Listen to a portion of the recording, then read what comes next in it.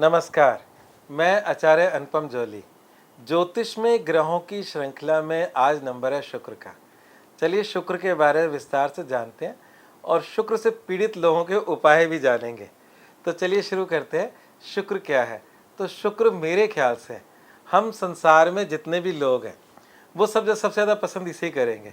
उसका सबसे बड़ा कारण यह है कि अगर हम जितने भी भोग विलास मौज मस्ती ये जितनी भी बातें करते हैं फैंटेसी वर्ल्ड की, जितनी भी लग्जरी बातें करते हैं वो सब शुक्र के अंदर आता है। तो हमारे 9 ग्रहों में 7 ग्रह अपनी अपनी कहानी जरूर करते हैं, परंतु शायद लोगों का जो इंटरेस्ट सबसे ज़्यादा है मेटलिस्टिक वर्ल्ड में, क्योंकि हम 2 प्रकार के जीवन है, हमारा मेटलिस्टिक वर्ल्ड या स्पिरिचुअल वर्ल्ड। तो स्पिरिचुअल वर्ल्ड में तो कोई बिरला ही भाग्यवान ईश्वर की तरफ बढ़ता है, पर हमारे पास जो हमारी इच्छाएं हैं उसका कभी अंत नहीं होता। मतलब इतनी इच्छाएं हैं कि एक इच्छा खत्म नहीं होती, दूसरी इच्छाएं आ जाती हैं, और वो सारी इच्छाएं शुक्र की वजह से होती है। हमारे ज्योतिष में ना 3 प्रकार के ग्रह हैं, सात्विक रासिक और तामसिक। तो सूर्य चंद्र गुरु ये तीनों के तीनों सात्विक ग्रह, बुध और शुक्र रासिक ग्रह और बाकी सब तामसिक ग्रह, मंगल शनि राहु केतु। तो ये जो राशि ग्रह है ना, ये हमें रोज दौड़वाते हैं। ये कहते हैं कि इसकी गाड़ी मुझसे बड़ी कैसे, इसका बंगला मुझसे बड़ा कैसे है, इसके जीवन में इतना सुख कैसे है, मुझे भी चाहिए। तो ये दोनों राशि ग्रह राजाओं की तरह जीने के लिए, अपनी भोग विलास मौज मस्ती के लिए हमें भागदौड़ कराते हैं। पैसा कमाने के लिए हम जो रात दिन भागते हैं वो इसी शुक्र की वजह से भागते हैं। तो शुक्र का मतलब जिसमें आपका जीवन का भोग विलास तो आता है, लग्जरी भी आती है। तो शुक्र सौंदर्य का कारक है। सौंदर्य के कारक में आज आपको एक छोटी सी कहानी सुनाता हूँ, फिर आपको हम शुक्र के अंदर एंटर करेंगे। एक बार महात्मा गांधी और रविंद्रनाथ टैगोर मिले। आप सबको जानते हो, उनको गुरुदेव की उपाधि मिली, इनको महात्मा की उपाधि मिली। तो गुरुदेव के यहाँ मतलब महात्मा गांधी थे, दोनों को इवनिंग वॉक पे निकलना था। तो देखा महात्मा गांधी इंतजार कर रहे थे कि रविंद्रनाथ टैगोर आए तो चलें। तो उन्होंने झांका कि इतनी देर क्यों लग रही है। तो देखा रविंद्रनाथ टैगोर शीशे के आगे अपनी दाढ़ी में कंघी बिड़ा रहे थे, अपने कपड़ों को सेट कर रहे थे, मतलब सजने धजने में समय लगा रहे थे। तो बड़े हैरान हुए महात्मा गांधी। और जब वो बाहर निकले तो उन्होंने कहा, गुरुदेव आप ये क्या कर रहे हैं, ये इतना सजना धजना शीशे के आगे आपने 5 से 10 मिनट इसी में लगा दिया। तो गुरुदेव ने एक बात बोली, वो बहुत क्रिएटिव व्यक्ति थे, कई कविताओं की बड़ी बड़ी गीतांजलि जैसे ग्रंथों की रचना की, कविताओं की रचना की, और बहुत अच्छे एक्सपेरिमेंट किए उनके। आज वहाँ से निकले हुए लोग वर्ल्ड फेम के लोग हैं, अमर्त्य सेन जैसे लोग।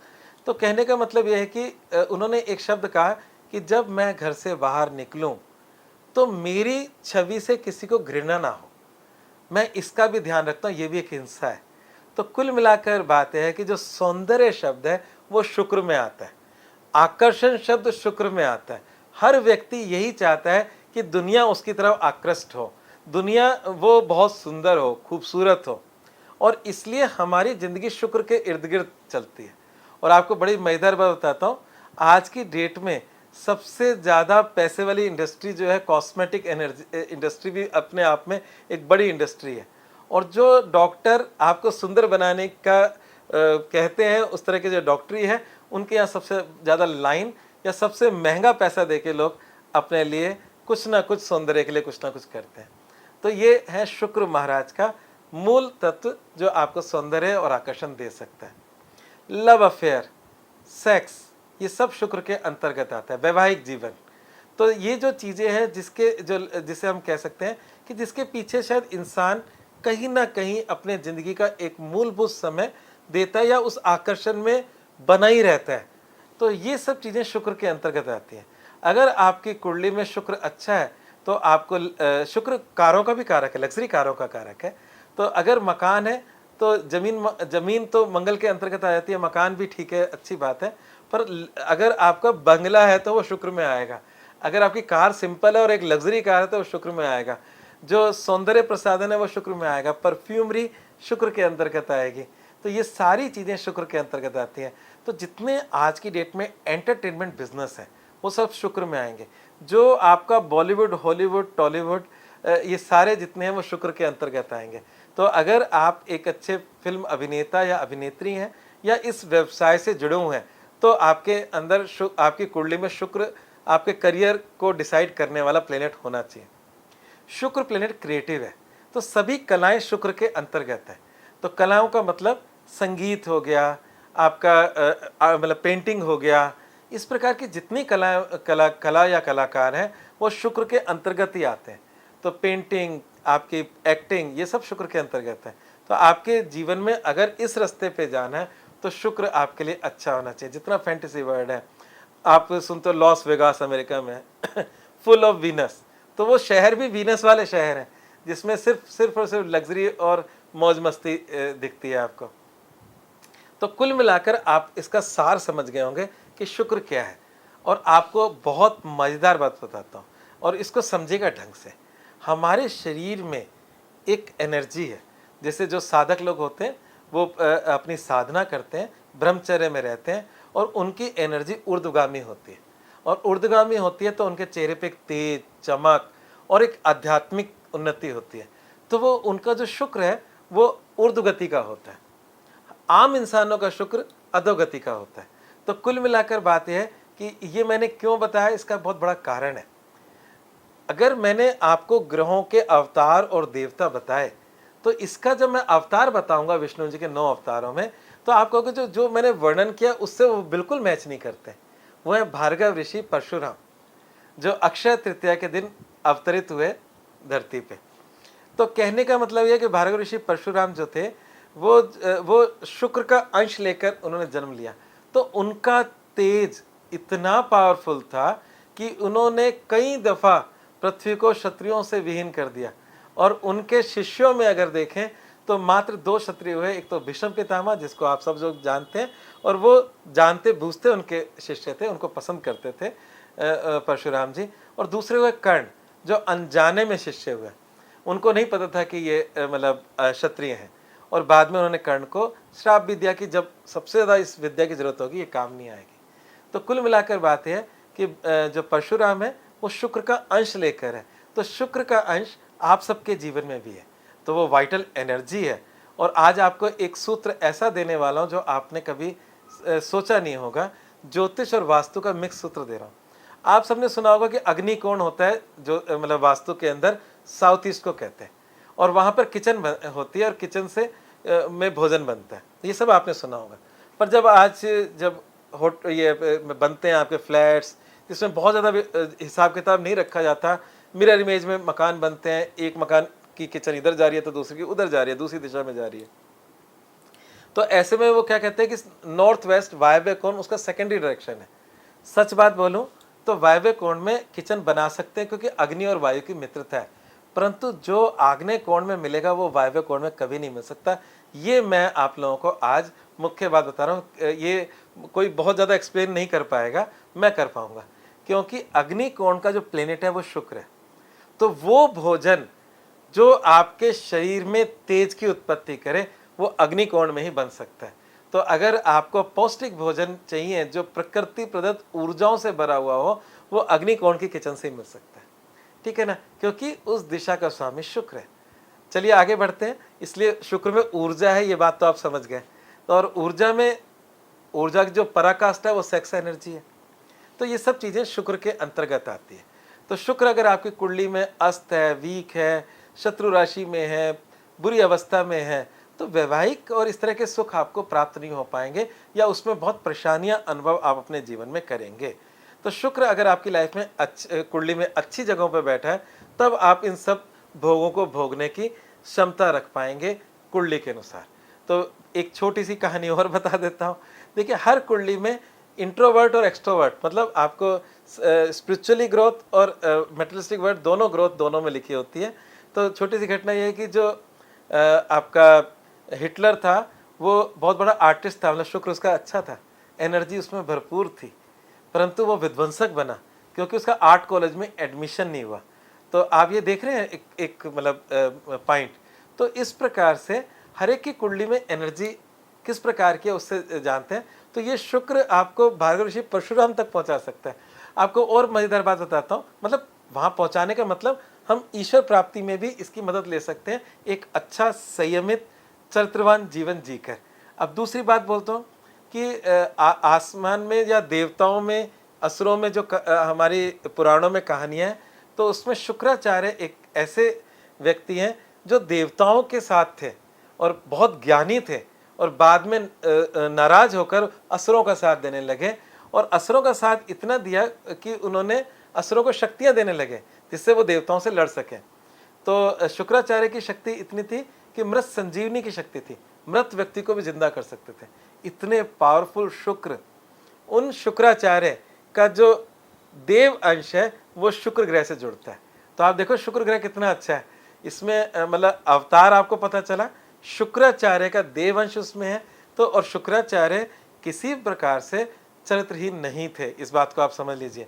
कोई कहानी ऐसी पुराणों में नहीं आती। ठीक है, तो अब आगे बढ़ते हैं। वो गुरु पदवी पे थे और वो असुरों के गुरु थे। तो आगे बढ़ते हैं। तो शुक्र की देवी है लक्ष्मी जी।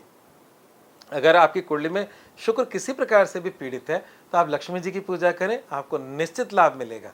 और लक्ष्मी जी की पूजा करने से लाभ मिलेगा क्योंकि लक्ष्मी जी धन की देवी हैं, और सारे हम जीवन के भोग विलास, संपन्नता, धन धान्य बिना धन के नहीं प्राप्त हो सकता, धन से ही धान्य आ सकता है या प्रॉस्पेरिटी आ सकती है।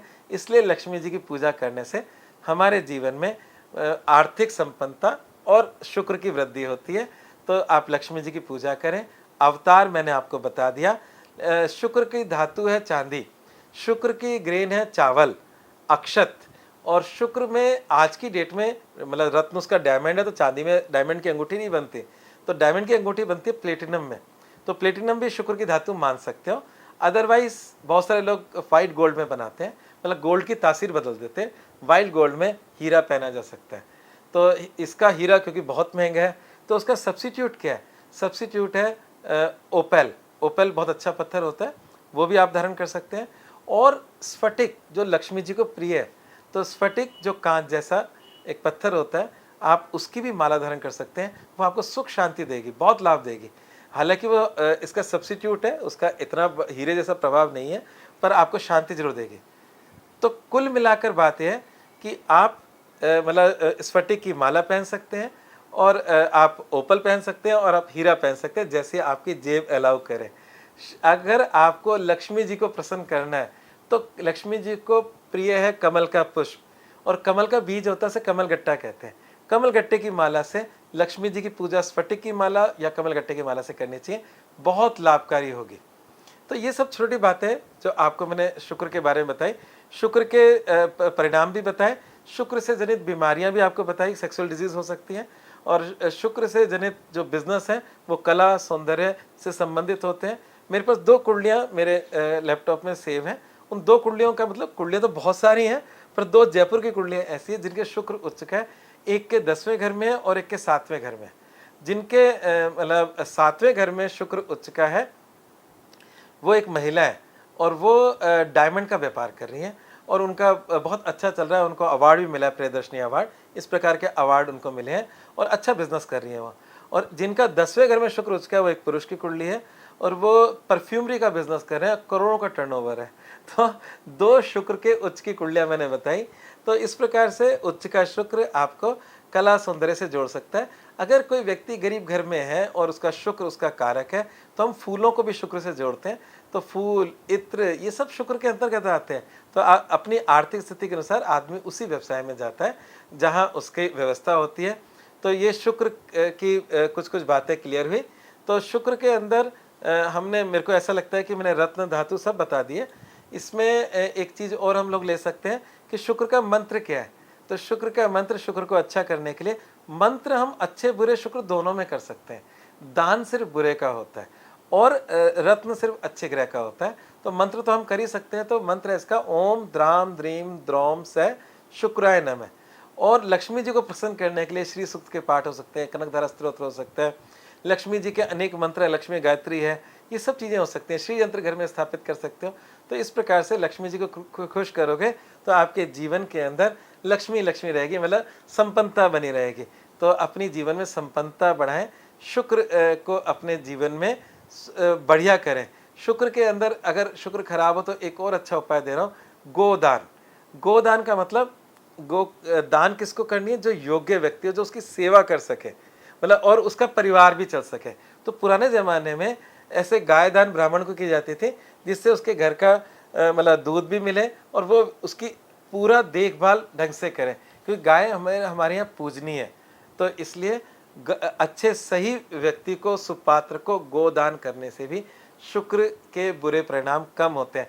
एक बात और बताऊंगा, शुक्राचार्य की एक आंख फूटी हुई थी, तो इसलिए इसके सरल उपाय और बताता हूँ। अगर कोई व्यक्ति ब्राह्मण है, उसकी एक आंख खराब है, उसकी सेवा करने से भी शुक्र ठीक होगा। अगर आप कौए को मतलब पनीर या चावल देते हो तो उससे भी शुक्र ठीक होगा। देखो जाते जाते कितने अच्छे अच्छे उपाय सरल आ गए जो आप रोजमर्रा की जिंदगी में कर सकते हो। तो ऐसे उपाय आप करें और शुक्र को अपने जीवन में अच्छा करें, बलि करें, प्रॉफिटेबल करें और अपने जीवन में सुख शांति समृद्धि को बढ़ाएं। आज बस इतना ही। धन्यवाद।